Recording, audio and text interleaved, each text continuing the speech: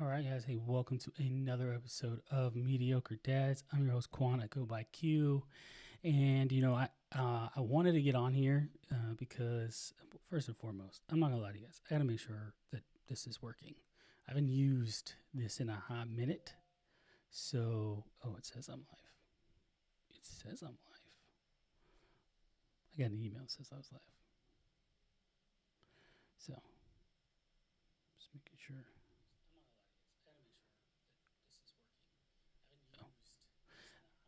Okay, so it is. It's working. Okay, perfect. Well, so I really wanted to get on here because, you know, the whole TikTok thing is makes people crazy. I'm not even gonna lie to you guys. I never had a TikTok. I thought about getting one. Before prior to the ban, I thought about getting one, and then I was like, all right, well the ban's happening, so whatever it is, what it is.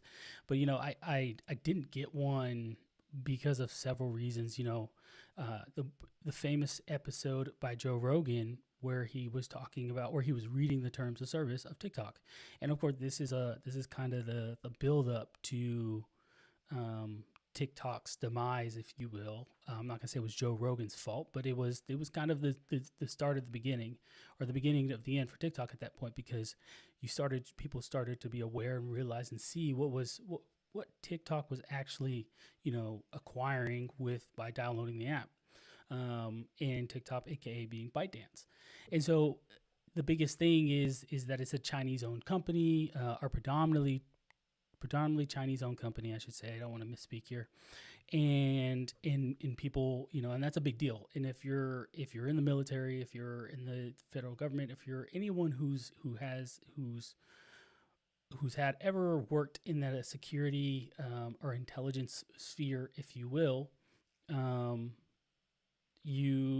someone tells you it's a national security threat, you can kind of picture and understand some of the things, like, oh, okay, why would someone say this is a national security threat? What does that exactly mean, right? Because we've heard this before, this term, this overused term, to be, in my opinion, of, oh, it's a national security threat. Well, the reality is behind this, and what I think is the biggest thing behind this, is the fact that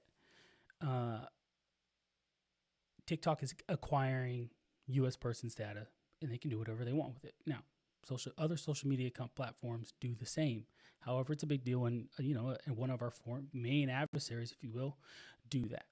But I laid that out because I do think it's important. I am of the belief that because TikTok is a Chinese-owned company, aka ByteDance, I don't think it's an application that should be utilized within the U.S. until like the decision was the decision was made that a U.S.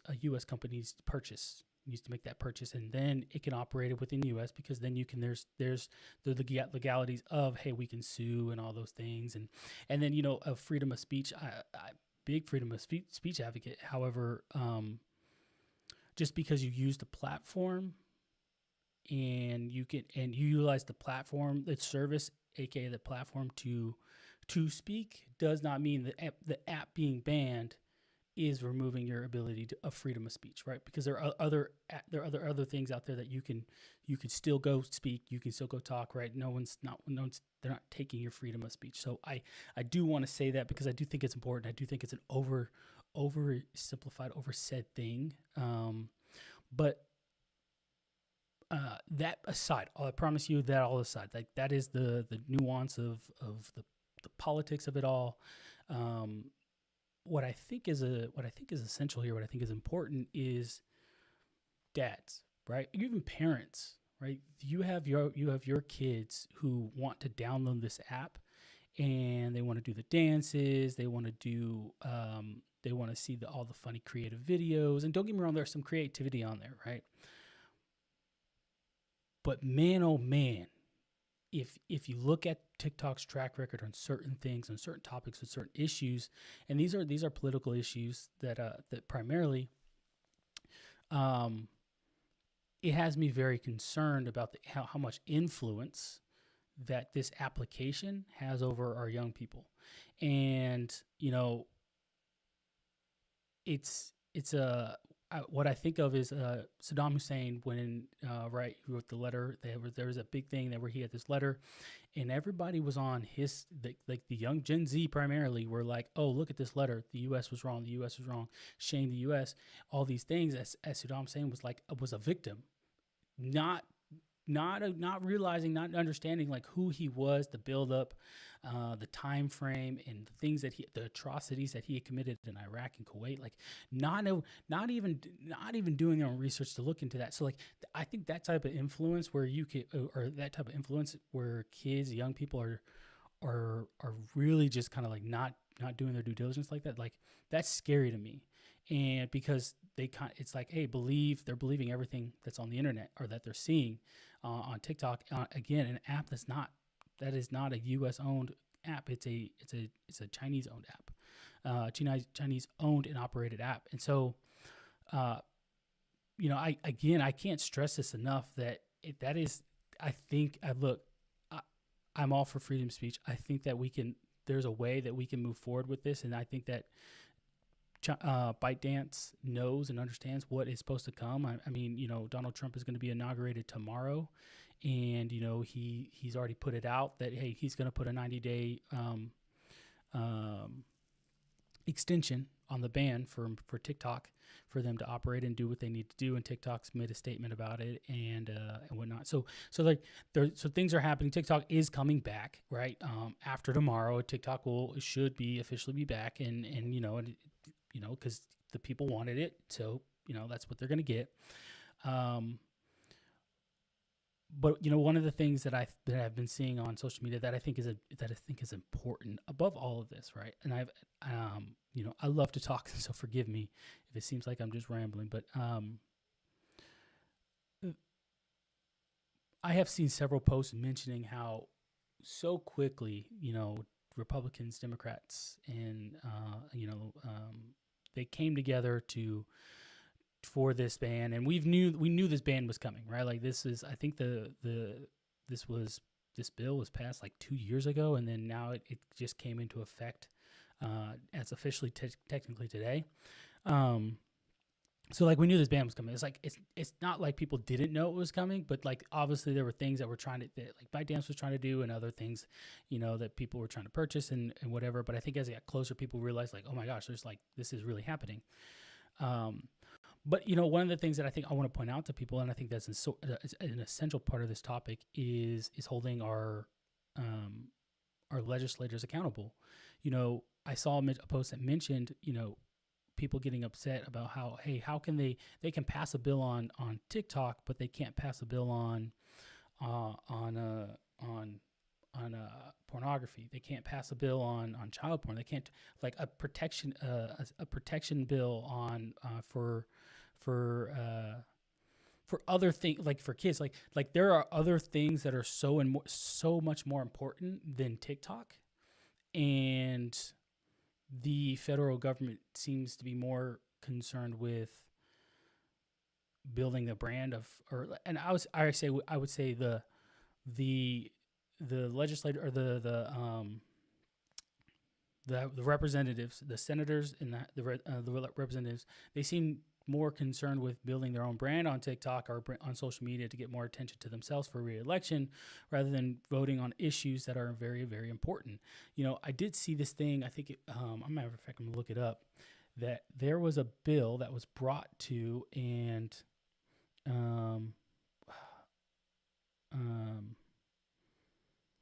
gosh, I don't even remember what it's called. There was a bill that was brought to the floor and it was voted on, and like, it had a good majority of Democrats or Republican support, but then most of the Democrats, I think it was a good 98% of the Democrats actually voted against it. And I think this was the bill that was actually we're talking about banning or deporting rapists. Hold on.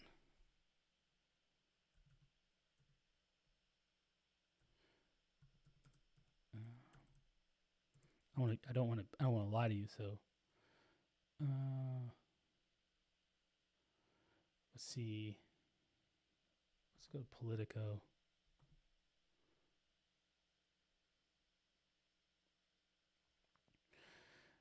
Sorry, it's loading. Okay, let's see. What does it say?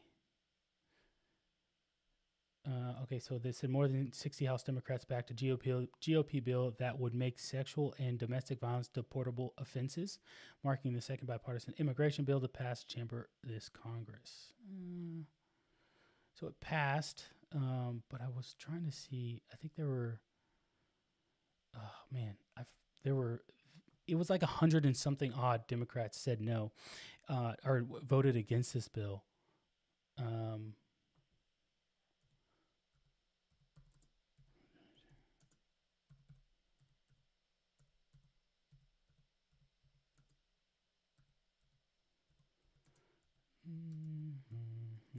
doing this with one hand, so it's very difficult.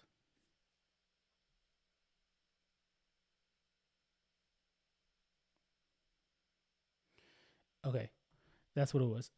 More than 140 House Democrats vote against bill to deport migrants who commit sexual assault. This to me, that's important. Okay, that to me is important.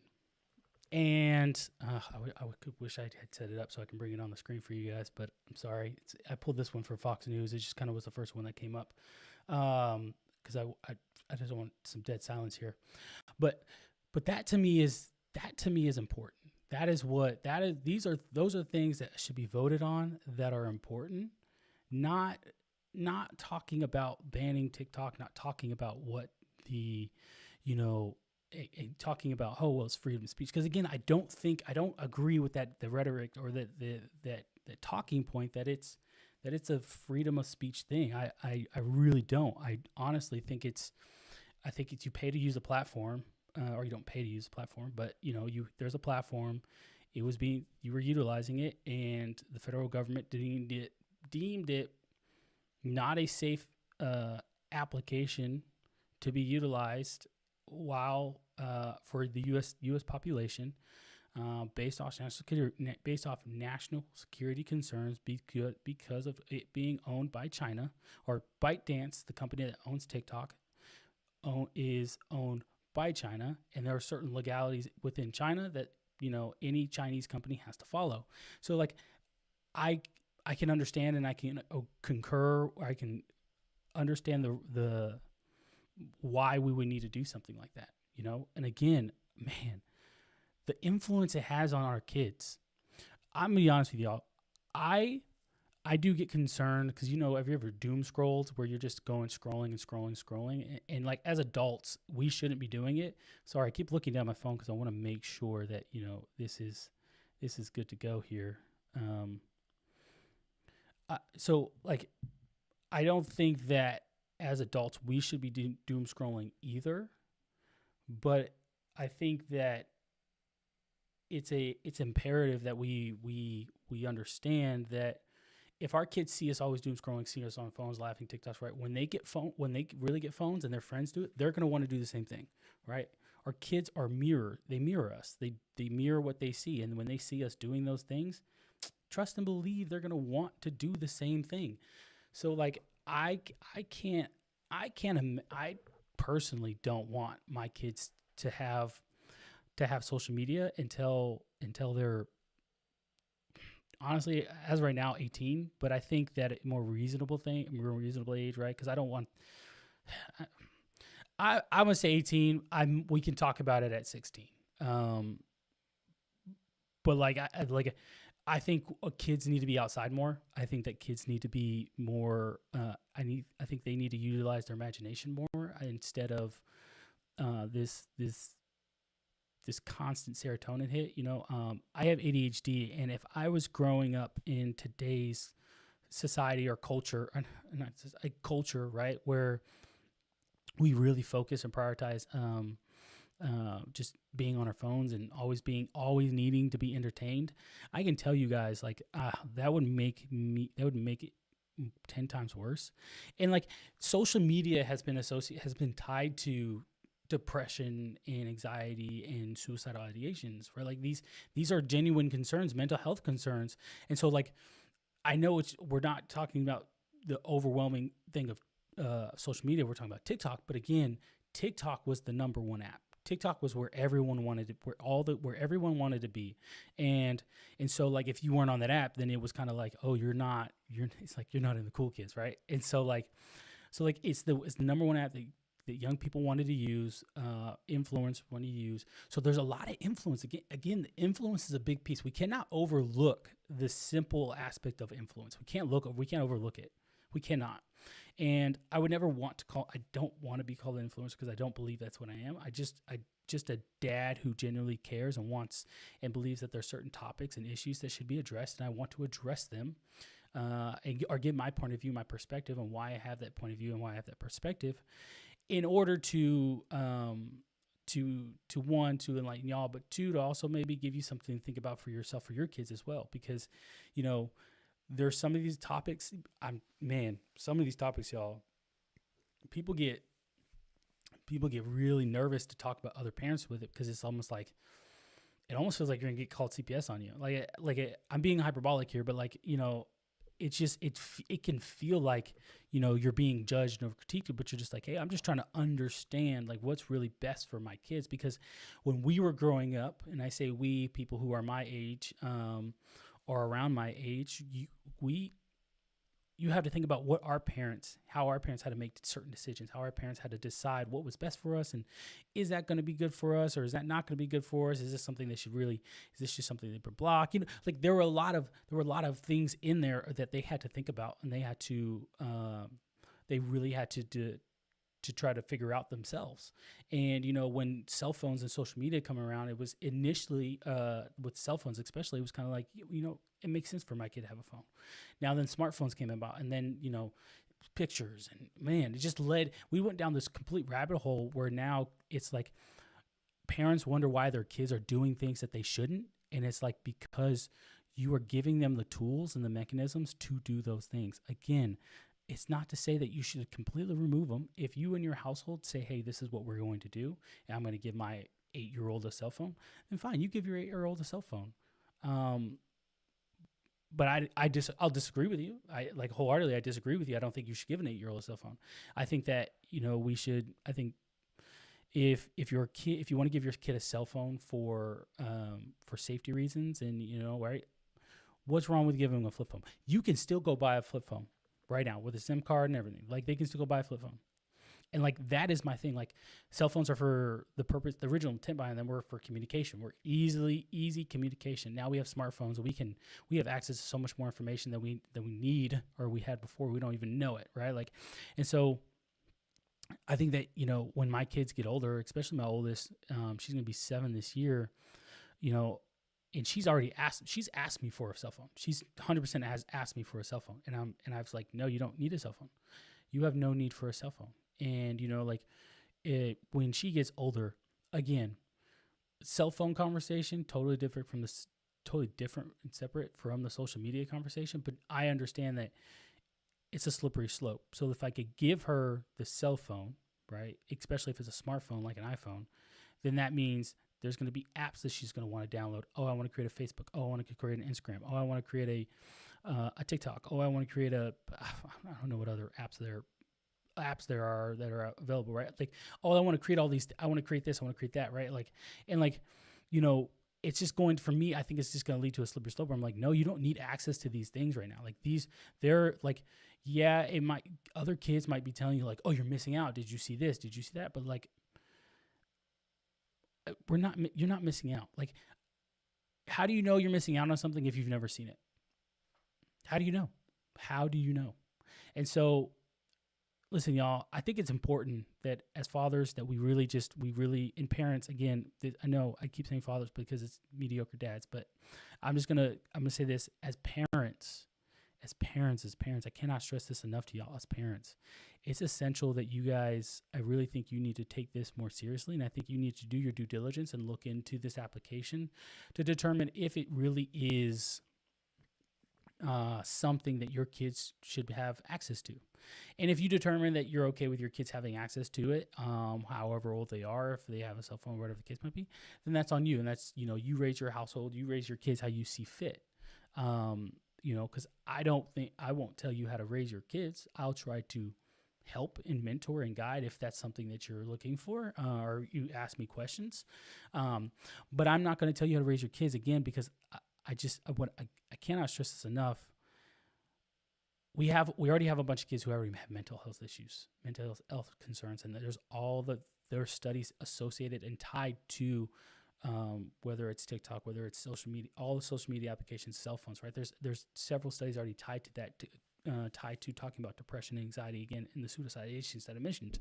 So there's already all the bunch of these studies, and so I just think that let kids be kids, and we shouldn't allow, we wouldn't want our kids to be influenced by their friends, right? Because think about it. If you have your kids being influenced by their friends in a negative way, right? Then you're like, well, what is this? What are you doing? Like, who is this kid trying to tell my kid that they should watch porn? They should go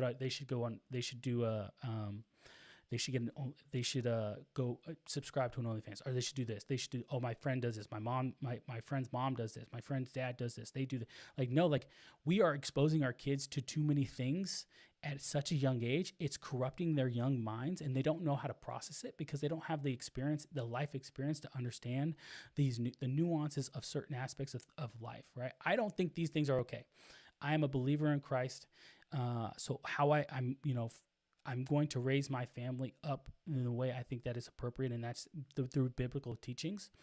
And so I think that everyone should become a believer, and I think that everyone should.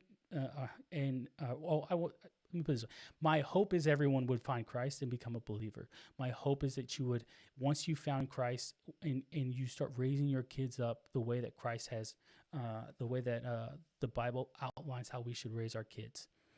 I think that's how we should be doing, because that's how it should go, because it provides you with a sense of morals. It provides you with a sense of ethics. It provides you with values. And I think all of those things are currently missing in this culture today, where we lack morals, or morality is this thing that ebbs and flows. We don't have ethics. We don't have any values. Kids don't know what to believe in. Parents don't know what to believe in. We're so concerned and consumed by just being entertained and being distracted, rather than saying, like, hey, how do I need to learn how to I need to navigate these life issues, these life concerns that I have. It's more of like, I pay my bills, kind of, hopefully I get some groceries, and then I zombify myself off over here in the corner watching Instagram all day, or watching TikTok all day, or watching YouTube, or whatever. If you're gonna watch YouTube, of course, come watch Mediocre Dads. But I'm just saying, those other places, those other things, those other platforms, social media platforms, I don't think they're good for our kids. I really don't. That's my opinion. That's my 2 cents.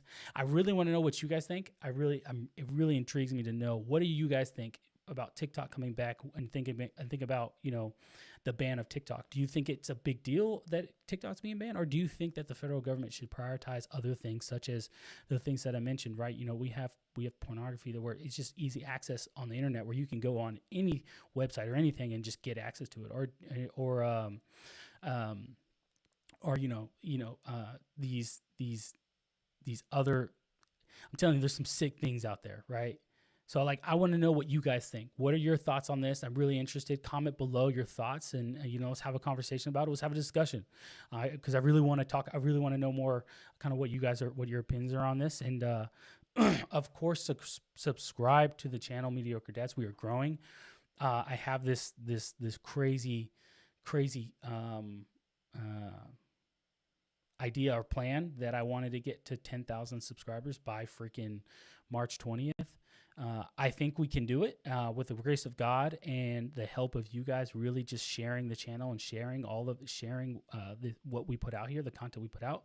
I think we can get to that. So, check it out, guys, or share the channel, like and share the channel, of course. And of course, always remember, being mediocre is a choice, and you have to refuse to be mediocre every single day. That's all I got. Mediocre Dads out.